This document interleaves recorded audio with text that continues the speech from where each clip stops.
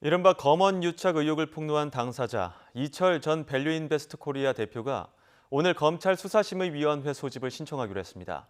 채널A 기자 측이 요청한 전문 수사자문단 소집이 결정되자 맞대응에 나선 것으로 풀이됩니다. 박서경 기자가 단독 보도합니다. 검언유착 의혹의 피해자로 지목된 이철 전 밸류인베스트코리아 대표 측이 서울중앙지검에 검찰 수사심의위원회 소집을 신청하기로 했습니다. 검찰 수사심의위는 사회적 이목이 쏠리는 사건에 대해 각 분야 전문가인 외부 인사들의 의견을 들어보는 제도입니다. 최근 이재용 삼성전자 부회장이 소집을 요청하면서 화제가 되기도 했습니다. 앞서 피의자인 채널A 이모 기자 측이 검찰의 전문 수사 자문단 소집을 요청하고 대검찰청이 받아들이자 이 전 대표 측이 맞대응에 나선 것으로 풀이됩니다. 이 전 대표 측은 자신이 확실히 피해자인데 상황이 이상하게 돌아가는 것 같아 외부 판단을 받아볼 필요가 있다고 생각해 수사심의위를 신청하게 됐다고 밝혔습니다.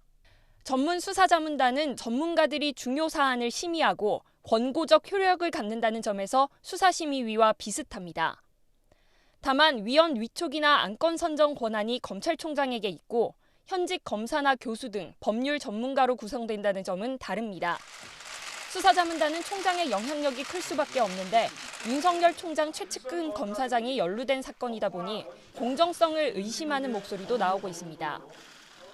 이 때문에 이 전 대표 측도 자문단이 어떤 결론을 내릴지 몰라 수사심의위 판단을 받아보자는 취지라고 설명했습니다. 대검은 이르면 이번 달 안에 늦어도 다음 달 초까지는 수사자문단을 소집하겠다며 구성 절차 진행에 들어갔습니다.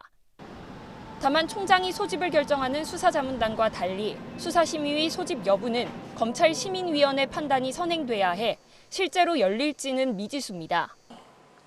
이런 가운데 검찰은 검언유착 의혹 제보자이자 채널A 취재방해 혐의의 피고발인이기도 한 지모 씨에 대해 체포영장을 청구하는 방안도 검토 중인 것으로 알려졌습니다. 지 씨는 2차례 소환 조사에 불응하면서 자녀 입시 비리 의혹 등으로 고발된 나경원 전 의원을 조사하면 출석하겠다고 밝혔는데 검찰은 불응 사유가 정당하다고 보기 어렵다고 판단한 것으로 전해졌습니다.